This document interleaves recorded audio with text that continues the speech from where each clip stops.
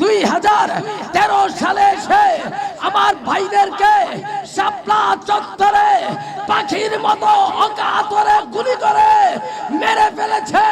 এই কাশপুরের ব্রিজের উপরে গুলি করেছে, ফারিদারা মাদ্রাসায় গুলি করেছে, মাদারীনগরে গুলি করেছে, মক্কিনগরে গুলি করেছে, ছাত্রবাড়িতে গুলি করেছে, ফরিদাবাদে গুলি করেছে, রহমানিয়া গুলি করেছে, লালবাগে গুলি করেছে।